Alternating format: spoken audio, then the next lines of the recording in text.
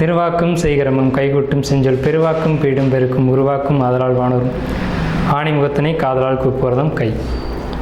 ஆன்மீக அன்பர்களுக்கு வணக்கம். நாம் இந்த டாப்பிக்கில் பார்க்கக்கூடிய தலைப்பு அப்படிங்கிறது 12 ராசி அல்லது 12 லக்னங்கள். இந்த 12 ராசிக்காரங்களும், அதாவது குறிப்பிட்ட அந்த லக்னக்காரங்க, இந்த ராசிக்காரங்க போய் வழிபட வேண்டிய கோயில் எது, போகக்கூடாத கோயில்கள் எது அப்படின்ற விஷயத்தை தான் நம்ம பார்க்குறோம். அது என்ன சார், போகக்கூடாத ஆலயம்னு இருக்குமா அப்படின்ட்டு நீங்கள் கேட்குற மைண்ட் வாய்ஸ் எனக்கு கேட்குது. என்னென்னு கேட்டிங்கன்னா, எல்லாருக்கும் எல்லா விஷயங்களும் சரியாக இருக்கிறது இல்லை. அப்போ ஒரு சிலருக்கு ஒரு சில ஆலய வழிபாடுகள் சாதகமாக இருக்குது, ஒரு சிலருக்கு ஒரு சில வழிபாடுகள் பாதகமாக இருக்குது.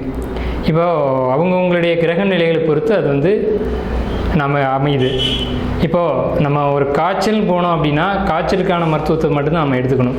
தலைவலிக்கான மருத்துவத்தை எடுத்துக்கிட்டோம் அப்படின்னா அது தப்பாயிடும். அது மாதிரி தான் என்ன பிரச்சனையோ அதுக்கான தீர்வுகள் நம்ம ஜாதகத்தில் சொல்லப்பட்டிருக்கும். அந்த மாதிரி தான் அந்த 12 ராசிக்காரங்களுக்கும் 12 லக்னக்காரங்களுக்கும் அந்த லக்னத்தை பொறுத்தும் ராசியை பொறுத்தும் கிரகங்களை பொறுத்தும் சில வழிபாடுகள் ஏற்றதாகவும் சில வழிபாடுகள் பாதகமாகவும் அமையும். ஸோ அதை தான் நம்ம இந்த வீடியோவில் பார்க்க போகிறோம். பெருவாக்கும் செய்கரமும் கைகூட்டும் செஞ்சொல் பெருவாக்கும் பீடும் பெருக்கும் உருவாக்கும் ஆதலால் வானோரும் ஆணிமுகத்தினை காதலால் கூப்புவதும் கை. அதை நம்ம இந்த டாப்பிக்கில் என்ன பார்க்குறோம் அப்படின்னு பார்த்தீங்கன்னா, துலா ராசி துலா லக்னம், சித்திரை நட்சத்திரம், சுவாதி நட்சத்திரம், விசாக நட்சத்திரம், இந்த நட்சத்திரங்கள் இந்த ராசி இந்த லக்னத்தில் பிறந்தவங்க வழிபட வேண்டிய தெய்வங்கள் எது அப்படிங்கிறது முதல்லையும், வழிபாடுகளை தவிர்த்துக்க வேண்டிய தெய்வங்கள் எது அப்படிங்கிறதையும், அதிர்ஷ்டம் தரும் தெய்வங்கள் எது அப்படிங்கிறதையும், அதிர்ஷ்டத்தை குறைக்கக்கூடிய தெய்வங்கள் எது அப்படிங்கிறதையும் நம்ம பார்க்குறோம். சில தெய்வ வழிபாடுகளை நீங்கள் எடுத்துக்கிட்டீங்க அப்படின்னா உங்களுக்கு எல்லா விஷயமும் உங்களுக்கு சாதகமாக அமையும் அப்படிங்கிறதையும், சில வழிபாடுகள் உங்களுக்கு அந்த நீங்கள் விருப்பப்பட்டது கிடைக்காம போகிறதுக்கான ஒரு வாய்ப்புகள் உண்டு அப்படிங்கிறதையும் நம்ம பார்க்குறோம். இப்போ எல்லாருக்குமே ஆசைகள் அப்படிங்கிறது நிச்சயமாக இருக்கும். ஆசைப்பட்டது நடக்கணும், நிறைவேறணும் அப்படின்னா இந்த தெய்வ வழிபாடுகளை நீங்கள் மேற்கொண்டே ஆகணும் அப்படிங்கிற ஒரு விதிமுறைகளை ஜோதிட சாஸ்திரம் உங்கள் ஜாத அமைப்புப்படி விதிச்சிருக்கு.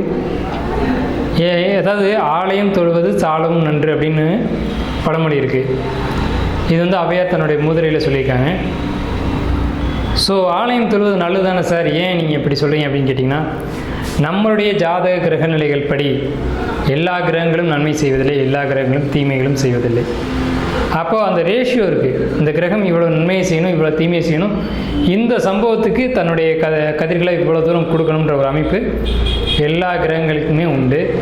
அதை இறைவன் மூலமாக அதை வந்து மாற்றியமைக்கக்கூடிய தன்மைகள் உண்டு. இறைவன் அதை ஆட்டி படைக்கிறான். ஸோ அதை வந்து நாம் எந்த தெய்வத்தை அணுகி எதை கேட்டால் நமக்கு எது கிடைக்கும் அப்படிங்கிறதான் விஷயம். ஸோ அந்த அடிப்படையில் பார்க்கும்போது துலா ராசி துலா லக்னக்காரங்களுக்கு உக்கிரமான தெய்வங்களுடைய வழிபாடு ரொம்ப அவசியம். ஏன்னு கேட்டிங்கன்னா, சனி தான் உக்கிர தெய்வம் அப்படின்னு பேர். பூட்டப்பட்ட ஒரு தெய்வம், லாக் பண்ண தெய்வம், பூட்டி கிடக்கூடிய கோயில். சில இடங்களில் வந்து பூட்டு போட்டு பூட்டுறதே பரிகாரமாக வேண்டுவாங்க. அதாவது எனக்கு இந்த விஷயத்தை செஞ்சு கொடுத்தா நான் பூட்டு வாங்கி தர்றேன், இந்த கோயிலை பூட்டி வைக்கிறேன் அப்படின்லாம் வேண்டக்கூடிய கோயில்கள்லாம் உண்டு. வழிபாட்டில் அந்த மாதிரிலாம் உண்டு. ஸோ அந்த மாதிரி வழிபாடுகளை இவங்க துலா ராசி துலா லக்னம் மேற்கொள்ளணும். அதாவது துலா ராசிக்காரங்க நீங்கள் எப்படி இருப்பீங்க அப்படின்னா, நீதி நேர்மை, யார் தப்பு பண்ணாலும் தப்பு தான் சொல்லக்கூடிய ஒரு கேரக்டர் உங்களுக்குள்ளே இருக்கும். அதே மாதிரி சில தெய்வங்கள்லாம் உண்டு. ஹைகோர்ட் நீதிபதி அப்படின்ற மாதிரியான பெயர்களெல்லாம் தெய்வங்கள் உண்டு. ஸோ அந்த மாதிரி நீதியை கட்டி காப்பாற்றக்கூடிய தெய்வம் எதிர்பார்த்து அதை வழிபாடு செய்யணும். அந்த வேலையை எந்த தெய்வங்கள் செய்யும் அப்படின்னு பார்த்தீங்கன்னா, பெரும்பாலும் உக்ர தெய்வங்கள், காவல் தெய்வங்கள் தான் அந்த வேலையை செய்யும். அதாவது இன்னொரு தெய்வத்துக்கு காவல் காத்துட்டு அதனுடைய கட்டளைகளை மட்டும் நிறைவேற்றிக்கிட்டு அதுக்கான எல்லைகளை வச்சுக்கிட்டு அந்த எல்லைகளுக்குள்ளே காவல் செய்யக்கூடிய வேலைகளை செய்யக்கூடிய தெய்வங்கள் எதுன்னு பார்த்து அந்த தெய்வங்களை நீங்கள் வழிபாடு பண்ணுறது உங்களுக்கு சிறப்பு.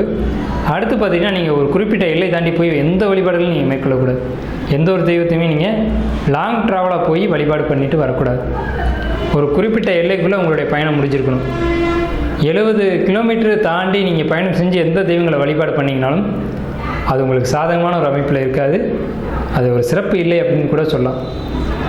இப்போ இந்த மாதிரி 70 கிலோமீட்டருக்குள்ளே என்ன தெய்வத்தை சார் வழிபடலாம் அப்படின்னா, கட்டாயம் எல்லாரும் அவங்க இருக்கக்கூடிய இடத்துலேயே அவங்களுடைய குலதெய்வம் இருக்கும், அதை வழிபாடு பண்ணலாம். அதே மாதிரி திருமணத்துக்கு அப்படின்னு கேட்டிங்கன்னா துலா ராசி துலா லக்னம் திருமணம் நடக்கணும் அப்படின்னு சொன்னிங்கன்னா முருகனுடைய வழிபாடு.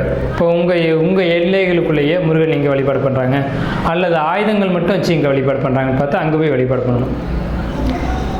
இப்போ உங்களுக்கு ஆகாத வழிபாடுகள் எதுன்னு கேட்டிங்கன்னா சுத்தபத்தமான தெய்வ வழிபாடுகள், சாத்வீகமான தெய்வங்கள் உங்களுக்கு செட் ஆகுது. ஏன்னா உங்கள் குணமே முதல்ல அதுக்கு செட் ஆகாது. ரொம்ப சாத்வீகமாக அமைதியாக புன்னகையோடு இருக்கக்கூடிய தெய்வ வழிபாடுகள் உங்களுக்கு சிறப்பு இல்லை. அதே மாதிரி பெருமாளுடைய வழிபாடு உங்களுக்கு ரொம்ப ரொம்ப முக்கியம். பெருமாள் எந்த பெருமாள் வேணாலும் இருக்கட்டும், குறிப்பாக ராமருடைய வழிபாடு ரொம்ப அவசியம். சிவ வழிபாடை நீங்கள் முடிஞ்ச வரைக்கும் குறைச்சிக்கணும்.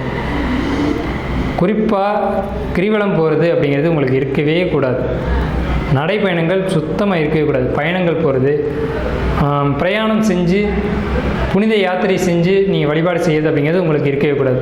நீங்கள் எங்கே இருக்கீங்களோ அங்கே உங்கள் வழிபாடு இருக்கணும் அப்படின்ற ஒரு அமைப்பு தான் உங்கள் ஜாதகத்தில் இருக்குது. அதே மாதிரி அம்மன் தெய்வ வழிபாடுகள் உங்களுக்கு நல்லாயிருக்கும். யாருக்கு துலா ராசி துலா லக்னங்களுக்கு அம்மன் தெய்வ வழிபாடுகள் உங்களுக்கு வந்துட்டு தொழிலுக்கு ரொம்பவும் சிறப்பு கொடுக்கும். அதே மாதிரி காவல் தெய்வ வழிபாடுகளும் தொழிலுக்கு ரொம்ப சிறப்பு கொடுக்கும். திருவண்ணாமலை உங்களுக்கு செட் ஆகவே ஆகாது. ஒரு ஒரு ஒரு சின்ன விஷயத்தில் கூட அது செட் ஆகாது. திருவண்ணாமலை துலா ராசி துலா லக்னத்துக்கு செட் ஆகாது. அதே மாதிரி சித்திரை நட்சத்திரம், சுவாதி நட்சத்திரம், விசாக நட்சத்திரத்துக்கு செட் ஆகாது.